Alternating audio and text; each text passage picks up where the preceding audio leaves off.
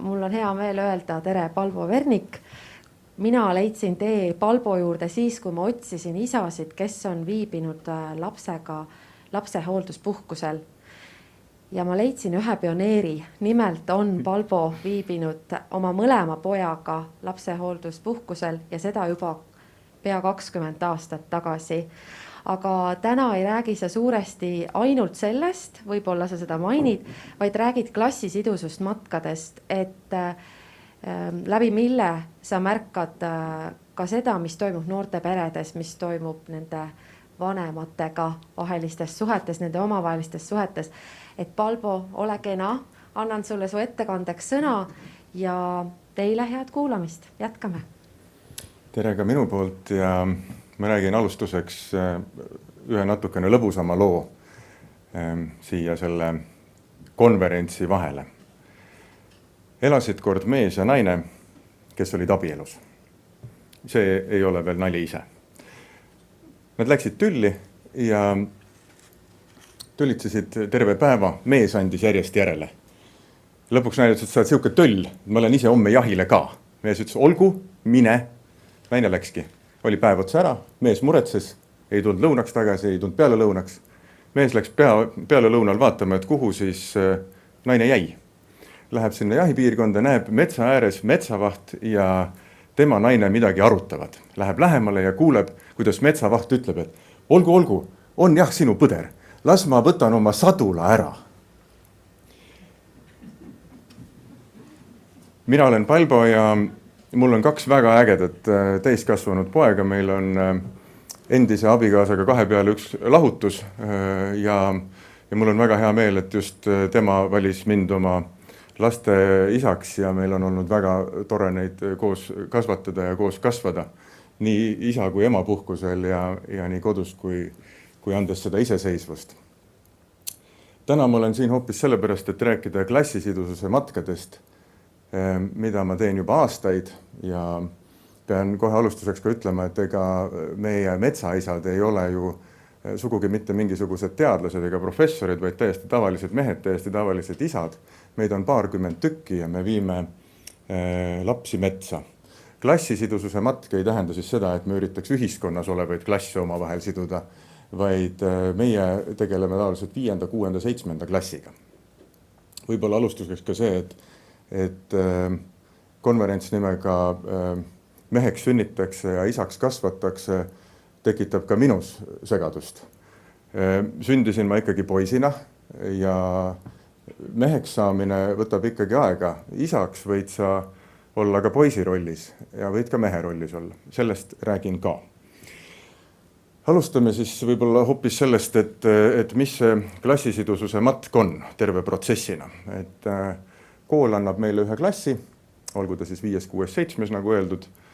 Ja me kõigepealt kutsume kokku lapsevanemad, istuvad saalis nagu praegu, valdavalt emad ja siis mõni üksik isa. Kui me küsime, et kus isad on, siis vastus on, et isad on tööl. Milline mugav vastus, eks ole.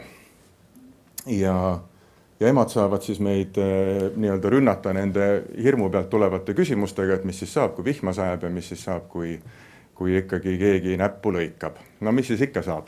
Saame märjaks, paneme plaastri peale ja muidugi põhiosa meie jutust on see, et need emad siis meid karvaseid ei kardaks. Ja siis me käime korraks ka klassi ees, ütleme tere kõigile, et siis need lapsed seal raudteejaamas meid nähes eest ära ei jookseks. Räägime neile reeglitest, meil on klassisidususe matkal on 3 põhireeglit. Sul peab soe olema, sul peab kõht täis olema ja meil kõigil peab koos mugav olla olema. Võt selle viimasega läheb kõige rohkem aega alati.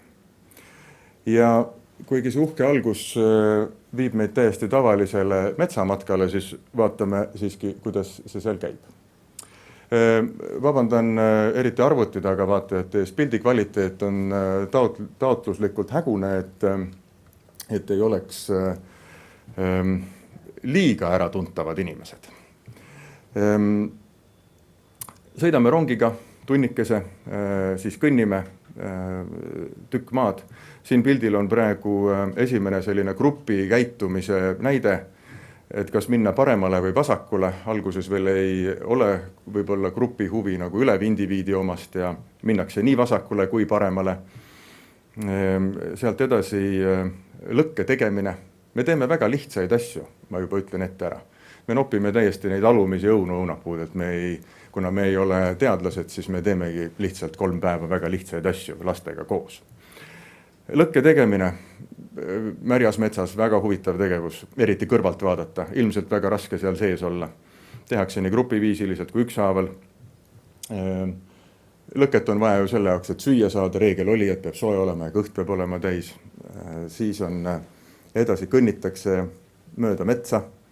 Me kõnnime terve päev otsa tegelikult sinna kohale ja selle mõtte autor on ka Fred Jüssi, kes on öelnud, et sa pead ikka nagu sinna kohale jõudma või sa pead sinna kohale nagu minema enne, kui sa sinna jõuad, et kui sa lennukiga lendad kuumale maale, siis sa nagu jõuad alles teisel päeval kohale sinna oma mõtetes, siis kuna meil see looduskaugenemine on väga suur, siis me üritame saada sinna kohale niimoodi, et me tunneme ikka sammalt jala all natukene ja võib-olla ka mõni oksarisu käib vastu pead ja nii edasi. Siis me kõnnime veel natukene kuni laibastumiseni ja siis kõnnime veel, meil tegelikult kõndimise tempo on kõige aeglasema järgi, et see ei ole ellujäämise retk. Ja siis me jõuame sinna kohale ja teeme nii, nagu metsatalus ikka tehakse, et kõigepealt on vaja maja kütta ja siis on vaja süüa teha sest soe peab ju olema. Lapsed magavad põrandal, väga huvitav on vaadata, kuidas nad ennast magama pargivad, kes kelle kõrvale ja kuidas grupi käitumine, see on mõni grupp kolib ümber päris mitu korda enne, kui leiab õiged paarilised ja mõni grupp jagab kohe ära, et poisid seal, tüdrukud seal, mõnikord alguses jagatakse ära, pärast läheb segamini. Psühholoogidel ja pedagoogidel ilmselt äärmiselt põnev vaatamise materjal. Siis me teeme koos süüa, siis teevad inimesed seda, mida nad tegelikult teha tahavad, näiteks tulega mängida või siis mida iganes siin. See pilt on tähtede vaatamisest. Nagu mõtlesin, et alumised õunad tuleb ära noppida, et sellised lihtsad asjad nagu pimedus. Meil elektrit ei ole seal ja pimedus töötab väga huvitavalt noorinimeste peal. Muuhulgas avastatakse ka universum. Ja see asi, mida me seal majas siis valdavalt teeme ja laseme teha, on see, et me metsaisadena loome sellise turvalise ruumi suhtlemise jaoks. Me toetame, kui midagi hakkab hästi minema, me toetame, kui midagi hakkab halvasti minema, konfliktid peavad ikka esile saama, konfliktid tuleb ära teha. Koolis on ju täpselt nii kiire, et tülli jõuad minna, ega see ära leppida enam ei jõua. See tüli võib kolida internetti, võtta hoopis uued mõõtmed, arusaamatu kuju. Ja kui me mõtleme korraks, kui palju on lastel koolipäeva sees aega omavahel suhelda, kui pikad on vahetunnid ja palju sellest on võimalik rääkida omavahel, siis seda aega peaaegu ei olegi. Ometi on nad selles vanuses, kus nad just suhtlemist kõige rohkem harjutavad ja vajavad. Ja see siin on siis köök. Tiivan on tõstetud talukööki ja pole midagi mugavamat kui istuda ja lihtsalt lobiseda. Üks teine oluline asi, mida me taotleme saada meie päevil laste elust suure defitsiidina, saab anda ainult on igavus. Seda igavust me ei saa ju lastele ometi anda, sellepärast, et mine tea, see on ebamugav tunne. Ei, meie väga ootame, et neil hakkaks igav. Väga tihti mõni laps tuleb, ütleb, et tal on nüüd igav ja meie muudkui toetame teda, ütleme, tule istu siia, see on väga hea tunne, see läheb varsti üle. Igavus paneb tööle fantaasia, sealt edasi hakatakse mängima mänge. Näiteks trifaad, kulli, selliseid asju, mida me enda lapsepõlvest väga hästi mäletame, aga väga harva tänapäeval näeme. Ja need mängud võivad olla ka väga mitmekihilised. Meil on seal väga lihtne vaadata ka, kuidas grupis sees hierarhia toimib, kuidas tüdrukud, kuidas poisid, kas poiste hierarhia on paigas, kas tüdrukud mängivad ka neid paleemänge, mõni naine ikka on sünnist saati juba sealt ussisoost ja suudab küll keerata üles juba 5. klassis kogu grupi niimoodi, et keegi ei saa aru, kust see algab. meil on seda väga põnev vaadata, meil meestena on seda väga raske aru saada, sest me neid tasandeid tihti ei näe, mida te naistena kasutate suhtlemises ja me lihtsalt meestena õpime naistest aru saama. Ma vist ei ole mitte kuskil nii palju õppinud naistest aru saama, kui just nendel samadel klassisidususe matkadel. Siis me teeme süüa koos jällegi, selline laua taga istumine ja lõkke taga istumine ja võt selline suhtlemine, no see on, mida poisid tegelikult tahavad. Tahaks lihtsalt lõket teha, paku otsa ja paku külje peale. Ja söögi tegemises ka alati, kuna meil on kaasas hästi toored asjad, liha ja kartul ja sibul ja viiendikud hoiavad enamasti esimest korda käes toorest sibulat ja kuuendikud pooled hoiavad esimest korda sibulat käes.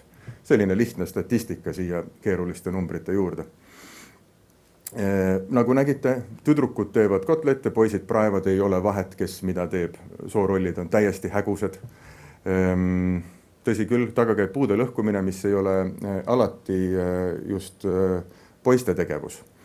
Puude lõhkumine, meie nimetame seda Nintendo ja Facebooki vahepealseks, et Nintendo on see füüsiline pool ja Facebook on seal ümberringi, kes siis kommenteerib ja annab neid like ja dislike seal.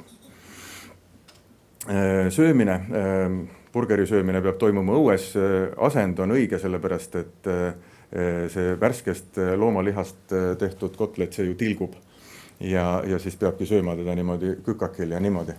Ja teine asi on see, et sööma peab õues sellepärast, et mõned lapsed ei julge ju õue tullagi muidu.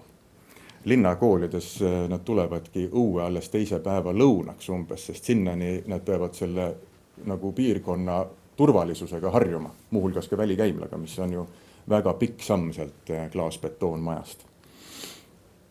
Veel lõkke tegemist ja veel istumist ja veel rääkimist. Kõnnime ringi lihtsalt. Ei käse, ei nõua, et peab minema metsa, aga enamasti enamus tuleb. Pildid on kõndimisest selja taga sellepärast, et meie kõnnime alati kõige lõpus. Meil on üks selline idamaade tarkus, et kui sa tahad kedagi juhendada, siis käi tema taga. Ja grupid käituvad hästi erinevalt metsas. Kes võibki seal esimeses kraavis veeta mitukümmend minutit ja kes paneb jooksuga sinna metsamajja, et saaks kohale, see on jällegi väga põnev vaatepilt. Kui ei teaks, kui vanad inimesed pildil on, siis võiks arvata, et ongi täitsa elu armastus leitud. Võib-olla ongi, kes teab. Sellist mõnusat koosolemist ja lobisemist ja nagu näete, samas köögis seltskond veel suurem, eks ole. Et see kamp kasvab ja omavaheliselt lihtsalt need suhted lähevad paremaks juba ainuüksi sellepärast, et need koolis olevad suhtlemise struktuurid kaovad seal ära, nad ei oma tähtsust enam. Poiste hierarhia läheb paika tihti sellepärast, et sa pead ikkagi julgema seal pimedas metsas pissil ka käia, kui sa oled nii kõva mees, et sa arvad, et kõik peaksid tegema nii, nagu sina tahad ja kuulama sinu kõlarist seda muusikat. Ja võtte, kui sinna metsa ei julge minna, siis see roll laguneb ära su ümbert, mask kukub maha ja selgub, et sa oled täitsa tore keskmik ja olegi seal ja sul on endal ka parem. Tüdrukute lugusid ma ei hakka rääkima, õnneks ei pea nendest praegu rääkima, sest me ju siin mehelikkust ja isalikkust taga otsime. Õhtuti teeme niimoodi, et anname lastele võimaluse teha pannkooke, ka väga huvitav tegevus meil vaadata, kuidas paljud teavad, kuidas tehakse pannkooke, aga päris tegema ei kipu enamus neist. Nii et ja seal siis, kuidas see grupp jällegi koostööle läheb ja kuidas need pannkoogid valmis tehakse ja kuidas neid jagatakse või kellele ei jagata.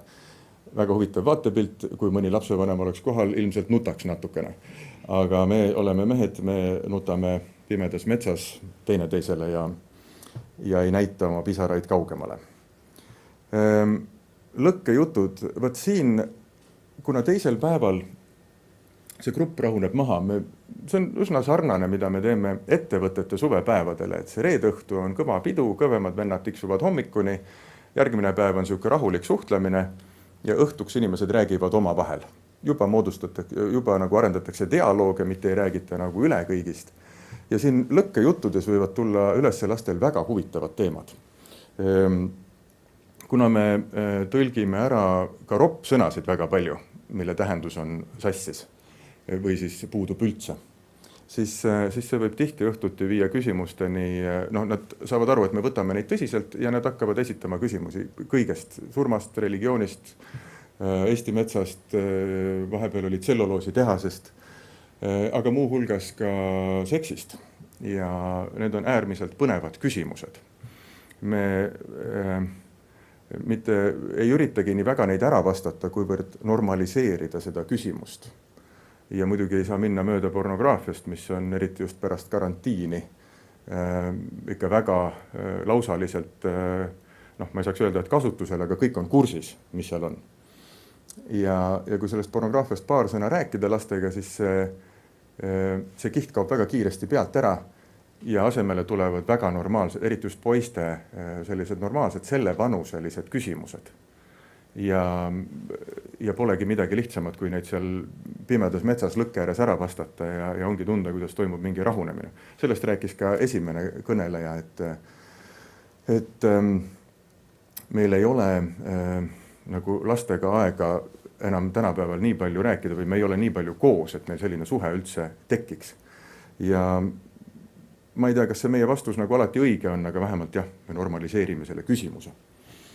Ja ebanormaliseerime muidugi pornograafia. Igaks juhuks võiks kõik lapsevanemad korraks vaadata, mida internet selles vallas pakub ja vastavalt sellele ka mitte paanikasse sattuda, vaid maha rahuneda ja siis vastavalt käituda täiskasvanulikult. Siis me tuleme 3. päeval tagasi hästi rahulikult teed mööda. Teeme jällegi süüa ja kõnnime mööda metsa, ehk et siis nagu kui me läheme sisse väga pikalt sinna metsa, siis me peame sealt ka välja tulema sama pikalt. Ja nüüd on need lõkkejutud nagu muutuvad juba nagu normiks ja see grupp püsibki üsna hästi koos. Eriti hästi, kui on toimunud ära sellised tõsised konfliktid, mis on pikka aega üleval olnud.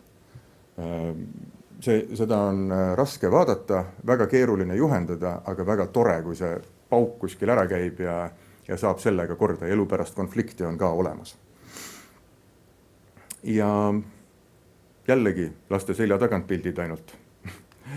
Ja siin me ootame seda rongi, mis siis ka lõpuks alati tuleb ja meid linna viib ja anname lapsevanematele lapsed üle ja kutsume lapsevanematele kokku, räägime ausalt ära, mis siis kõik juhtus. Räägime natuke sellest, mida tegid poisid, mida tegid tüdrukud, kuidas need grupid toimivad, kuidas need omavahel toimivad ja laseme lapsevanematel ka küsimusi esitada. Ja võib-olla me oleme ainsad täiskasvanud, kes ilma kooli taustsüsteemita annavad sellise klassipildi just siis nagu tema lapsest. Sellest konkreetsest lapsest. Laps toob ju koju alati mingisuguse oma loo, millel ei pruugi päris tegelikkusega alati väga suurt seostki olla. Aga siis me saame vanemaid selles mõttes nagu sõna otseses mõttes informeerida ja see juba liidab selle grupi omaette kokku, vähemalt on vanematel lastega millest rääkida. Ja muidugi me jääme sotspedagoogi või psühholoogiga veel pikemalt seal koolis rääkima, kui on klassis kiusamine, tõrjutus või mingi muu raske nähtus, mida peab kindlasti nagu juhtima. Ja kuna klass on selline oma loomult ju selline vägivaldne kooslus, et ega nad ju ei ole valinud teineteist. Täiskasvanuna me jätame alati hüvasti sellise kollektiiviga, mis meile ei sobi, aga lastele me ei ole seda võimalust andnud. Ja siis seetõttu me peame kuidagi juhendama neid nagu suhtlema ka, hakkama saama selles klassis ja ei ole lihtne.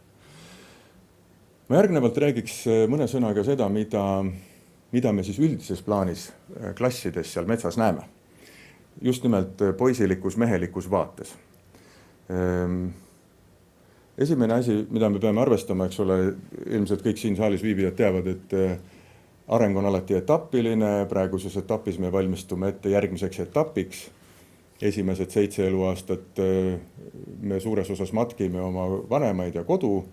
Teised 7 aastat me proovime seda kodustes tingimustes rakendada ja 3. seitsmendikus me siis proovime seda kodust väljas teha. Igal juhul kuskil 21. eluaastaks me tahaksime saada poistest mehi. ja miskipärast seda väga hästi ei juhtu, seda üleminekuriitust meil ka ei ole. See, millest ka esimene kõneleja rääkis, et vähemalt oli taluperes selge, et läksid meestega koos põllule või reht peksma ja siis sa olid meeste lauas ja oli selge, et nüüd oled sa mees. Meie ühiskonnas seda ei ole, sõjavägi seda kahjuks ei tee, võid minna sinna poisina ja tulla välja sealt lihtsalt natuke iseseisvama poisina. Aga meheks saamiseks on vaja ikkagi mingit otsust ja võib-olla see esimene otsus ongi see, et ma tahan saada meheks. Mida me metsas laste peal näeme on see, et lapsed ei ole harjunud, et neid võetakse tõsiselt. Väga kummaline, aga millegipärast seda nännutamist on jube palju ja ega need lumehelbekesed ei ole ju nagu kuskilt nad ei saa alla, nad on ikka meie enda tehtud, meie enda vanemate tehtud. Ja kuna neid ei võeta tõsiselt, siis on ära võetud igasugune, no mitte nüüd just igasugune, aga väga suuresti nagu kogemise võimalus, eriti just ebaedu kogemise võimalus. Et tahaks ju lapsele ainult parimat ja meie ühiskond annab selle võimaluse ka, et saabki ainult parima kogemuse. Kuni ta siis keskkooli lõpus saab mõne esimese negatiivse kogemuse ja siis sureb selle kätte ära. Lisaks sellele, et ei võta tõsiselt, ei anna seda kogemise võimalust. Lisaks sellele on seal näha ka sellist tõsist ülehoolitsemist. Seal poisid 6. klassis tahaks võib-olla mõnele tüdrukule juba läheneda ja nad on juba seal nii kaugel, et nad leiavad selle sobiva võimaluse, räägivad mõne naljagi ja tüdruk juba naerab ja siis juba saaks tema kõrvale istuma ja kõik läheb juba päris hästi. Kuni selle telefoni kõneni, kuni helistab ema. Ja siis see poiss tõuseb sealt püsti, sest ema kõnele ju peab vastama. Ja ema küsib, kuidas läheb, poeg ütleb, noh, hästi vist. Igal juhul, kui see kõne lõppeb ja poiss ümber pöörab, siis ta sinna tüdruku kõrval enam istuma ei saa ja tema nagu suur eluarmastus ongi kadunud. Seda on kõrvalt väga valus vaadata, hoolimata sellest, et me ütleme emadele, et palun ärge helistage, las ta helistab ise, kui tal mure on. Selle koha peal ongi see, kus me hakkame rääkima pereterapeutide, psühholoogidega täpselt ühte ja sama juttu, et me näeme ülefunktsioneerivaid naisi ja alafunktsioneerivaid mehi. See ema armastus võib olla ka tappev. Vabandage mind otsekohesuse pärast, aga mina olen ju metsast. Ja naised on ju ka suurepärased enesesüüdistajad.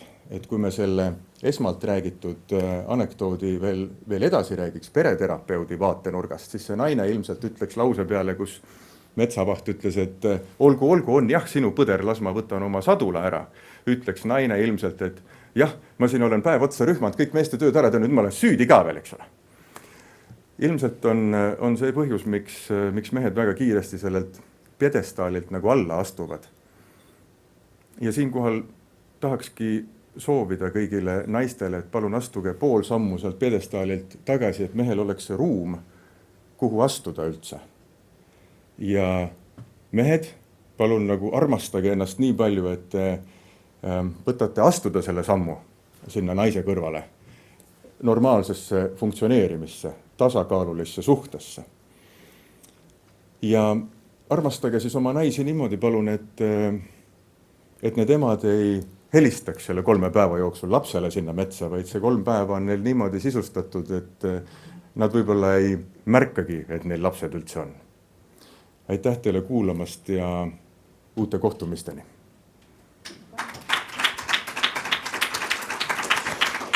Suur aitäh Palbo Vernikule, et kuna meil on veel mõni minut aega enne pausi, küsime saalis istujatelt, on teil Palbole küsimusi seoses klassisidususmatkadega või kogemustega? Ja Annika, siit eestpoolt oli küsija. Ja palun öelge nimi ka või ametkond, kust tulete? Tere, mina olen Kristi Paas, noorsootöötaja. Noorsootöötaja karjääri jooksul päris palju lastega matkanud. Mulle tundub, et erinevus minu matkade ja sinu matkade vahel on see, et minu matkadele lapsed tulevad vabatahtlikult, et see ei ole selline sundkäik. Siit minu esimene küsimus, et kuidas see otsus seal klassis sünnib, et see klass läheb sellele klassisidususmatkale? ja kuivõrd laste käest küsitakse, et kui meie noortekogu esindaja alguses ütles, et noh, mitte ärge rääkige meie kaasamisest, vaid kaasake ka, et kas see on nende ühine otsus, et lähme nüüd sinna matkale. Ja mu ülejäänud küsimus, et ma vist tegelikult juba vastuseid nägin, aga kinnitan need üle, et te olete seal metsas 2 karvast meest, kõik ei ole karvased. õpetajaid seal kaasas ei ole. Ei. Ja telefonid on neil ikkagi kogu aeg kasutada. Jaa. Tsiviilkaitse ütleb seda, et metsa tuleb minna laetud mobiiltelefoniga. Ja kas see marsruut on kogu aeg sama? Et meie jaoks küll. Klassid käivad samas kohas? Ja. See ongi üks põhjus, miks me saame seda iseregulatsiooni nii palju lasta juhtuda, sest me kujutame seda protsessi juba väga hästi ette, mis toimuma hakkab. Kas ma hakkan vastama küsimustele algusest? Aitäh. Kas lapsed tulevad vabatahtlikult? See on väga hea küsimus. Lapsed üldiselt tahavad väga metsa minna. Emad kardavad, et mis kõik võib juhtuda ja isad tahaks teada, et mis see päevaplaan siis on. Meil päevaplaan on lihtne. Hommikul ärkame, sööme, teeme süüa, sööme, kütame, sööme ja kõik, mis sinna juurde kuulub. Kui me kõnnime koolis, kus me oleme aastaid teinud neid matkasid, siis meid metsaisasid joostakse üldiselt koridori peal pikali küsimusega, et millal me jälle läheme ja need nooremad klassid on juba edasi sidestatud, et stiilis, et miks meie klass kõige viimasena läheb. See on see esimene nagu selline kõige lihtsam näitaja. Ja see on selline lahtisest uksest sissemurdmine ka, et kui sa lähed klassi ette ja mida me ju teeme, nagu ma ütlesin, me käime ka klassi ees ja küsime ka, et kuulge, et vanemad otsustasid teil edasisides, et me lähme nüüd metsamatkale. Kas te tahate ise ka minna? Üldiselt on ikka ühine jaa. Üksikud eid on ja sellel võivad olla nagu mingid väga sellised spetsiifilised põhjused. Kas ma jätsin mõne küsimuse vastamata ka? Ei jätnud. Kas kellelgi saalis viibijatest on veel küsimusi? Jaa, käsi tõusis.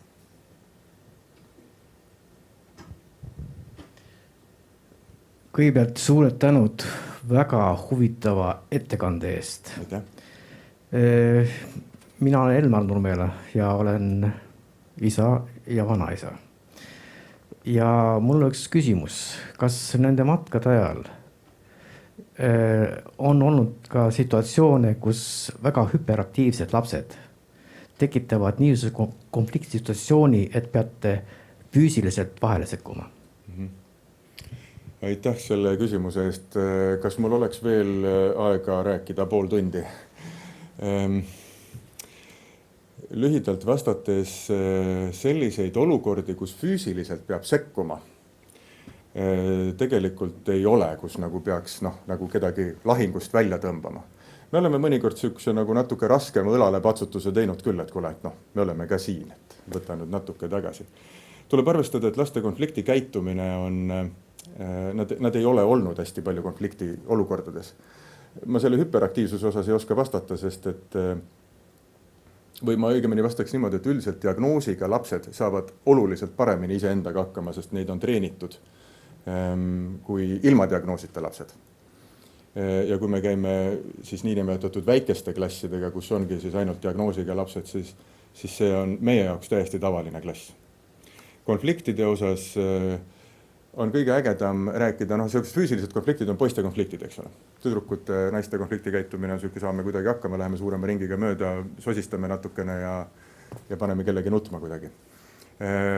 Füüsilised konfliktid poistel on väga tihti sellised, et nad lärmavad kõvasti. Mul on sul peksa, kuule. Ja need on nagu näitlejatel on sellised märksõnad, mille peale teine peab dialoogi sekkuma. Et nad ootavad, et keegi nüüd sekkub. Kool koosneb naistest, naised juhivad koolis toimuvad konflikte, poiste konflikti käitumine on selline, et nad teavad, et see konflikt lõigatakse ära ühel hetkel, et ma päriselt ei pea talle minema vastu pead andma. Ja ta kasutabki seda, me nimetame seda ketikoera efektiks, et see karjud nagu seal oma selles keti alas nii kõvasti, et hambad on irevil ja kui see kett läbi lõigata, siis paneb see koer nagu üle põllu jooksu. Ja poistel seal samamoodi, et ma annan sulle peksa ja siis sa vaatad teda seal nagu altkulmu, et ta vaatab minu poole ka, et ma lähen annangi talle. Ise seab seal seljakoti rihma, et kuule, aga mine anna siis. Ja ega ei lähe küll, tegelikult ei lähe.